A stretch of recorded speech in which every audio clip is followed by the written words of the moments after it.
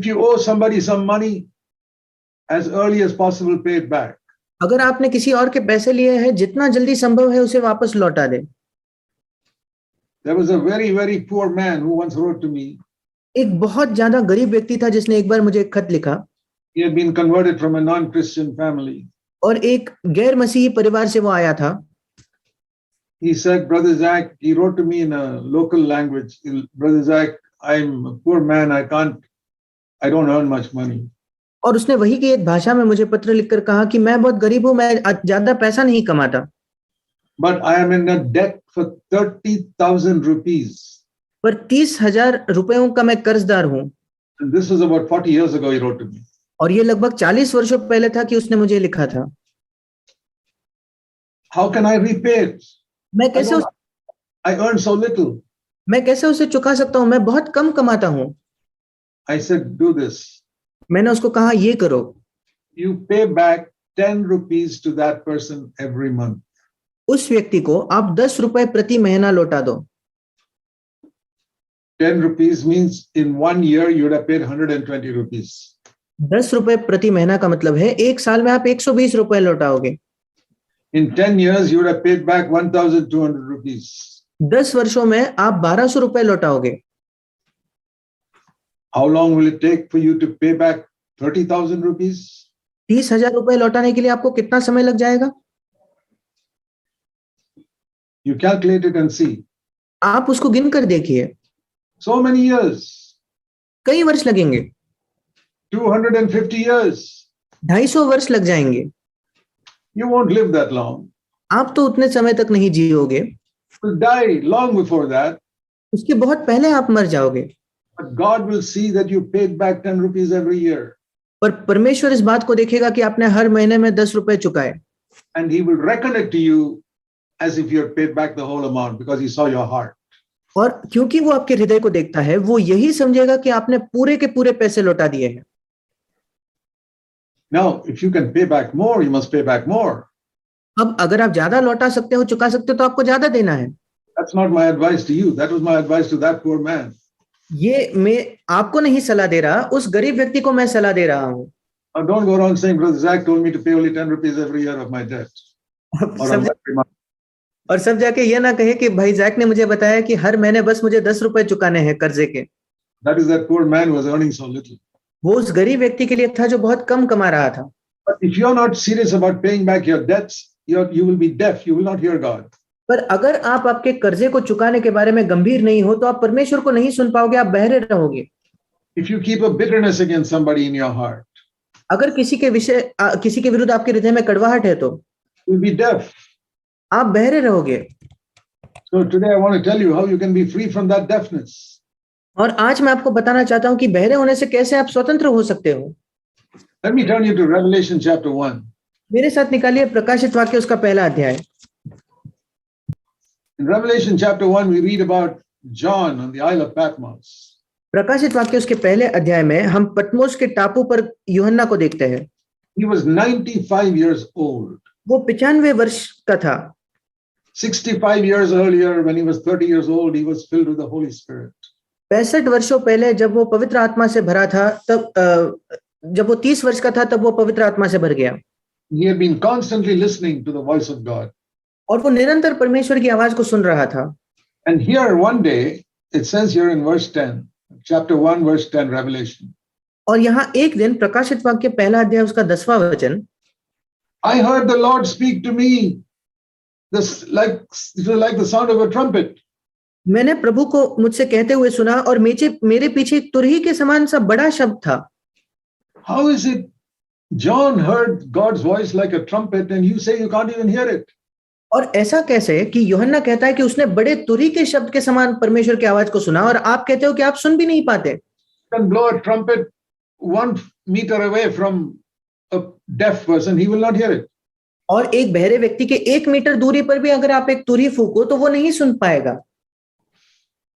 So when you're deaf, God is speaking like a trumpet, but you won't hear it if you're deaf. और जब आप बहरे होते हो तो परमेश्वर तो तुरही के समान बात कर रहा है, पर आप बहरे हो, आप नहीं सुन पाओगे। I want to say to you, even today, God is speaking like a trumpet. मैं आपको बताना चाहता हूं, आज भी परमेश्वर एक तुरही के समान बात करता है। How you hear depends on whether your conscience is absolutely clear. आप कैसे सुनते हो ये इस बात पर निर्भर है कि आपका विवेक बिल्कुल स्पष्ट है या नहीं, So that your ear is not blocked. ताकि आपके कान के सामने कोई रुकावट नहीं है। That is why Jesus kept on saying, he who has ears to hear, let him hear.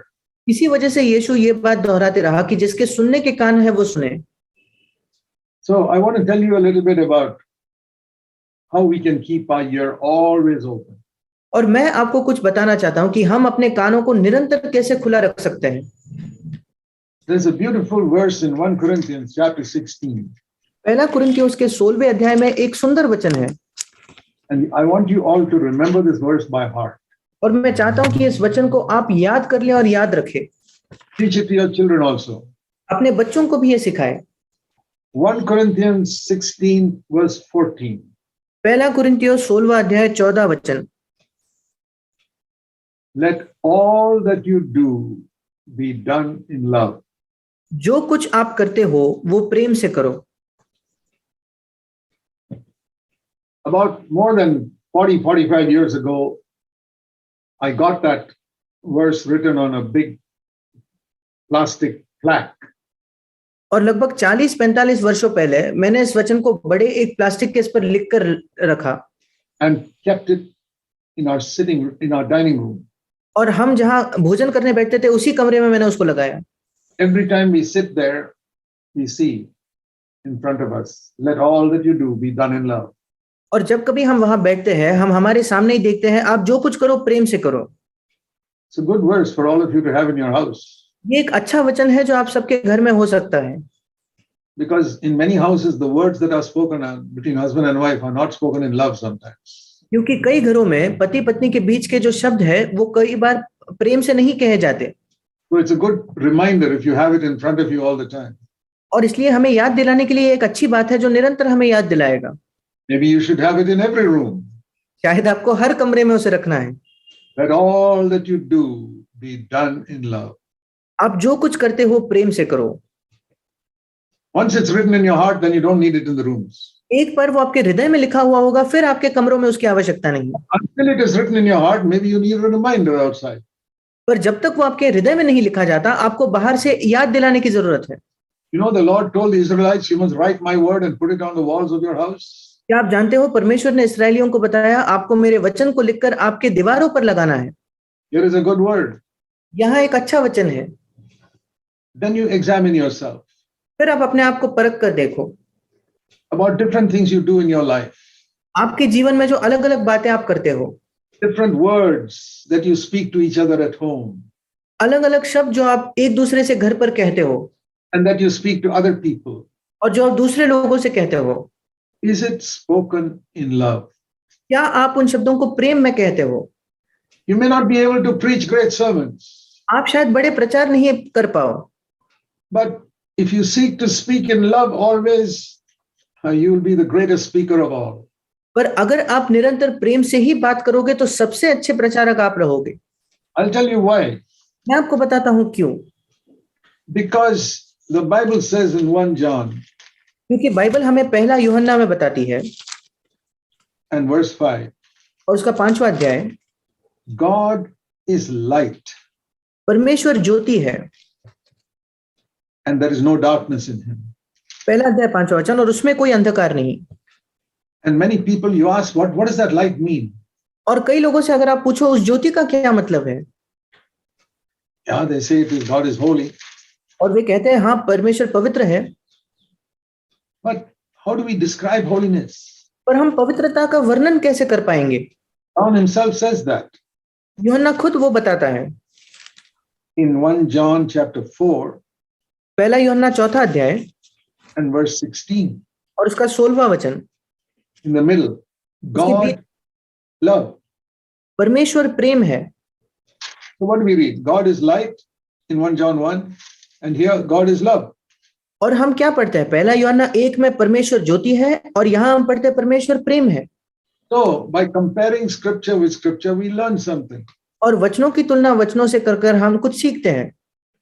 Whenever the Bible speaks about the light of God, it is love. जब कभी बाइबल परमेश्वर के ज्योति के विषय में बताती है तो वो प्रेम है। True holiness is love. सच्ची पवित्रता ये प्रेम है। Without love in your heart, you cannot be holy. आपके हृदयों में प्रेम के बिना आप पवित्र नहीं बन सकते। So it says here, for example, let me show you in 1 Thessalonians chapter 3. और उदाहरण के तौर पर मैं आपको दिखाना चाहता हूँ पहला थिस्सलुनीकियों उसका 3रा अध्याय। 1 Thessalonians 3 verse 12. पहला थिस्सलुनीकियों 3रा अध्याय 12वां वचन।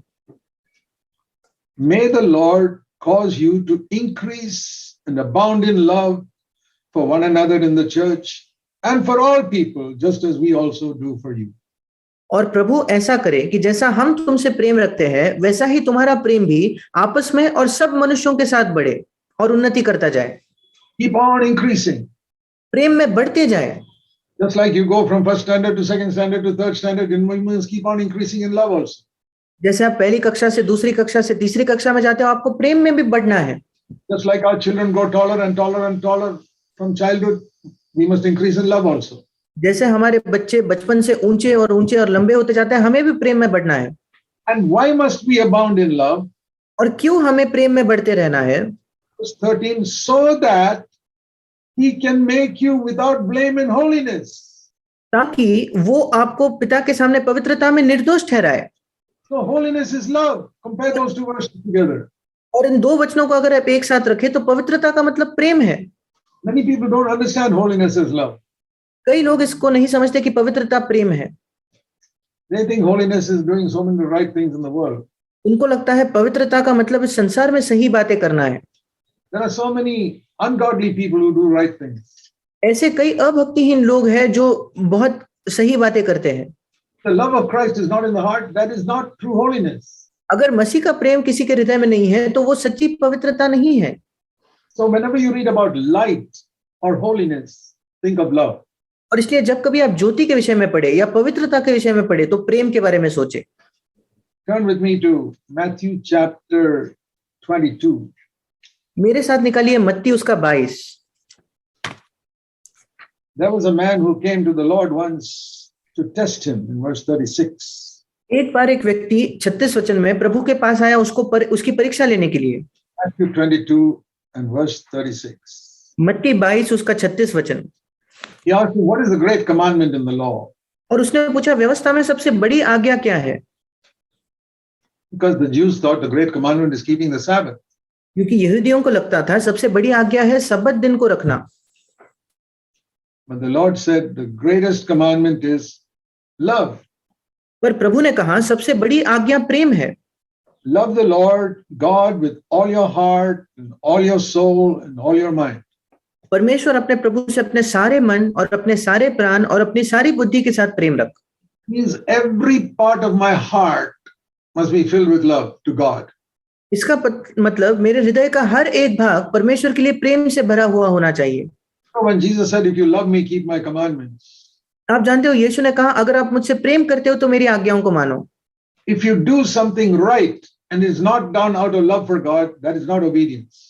अगर आप कुछ सही भी करते हो और परमेश्वर के लिए प्रेम के द्वारा उसे आप नहीं कर रहे तो वो आज्ञाकारिता नहीं है।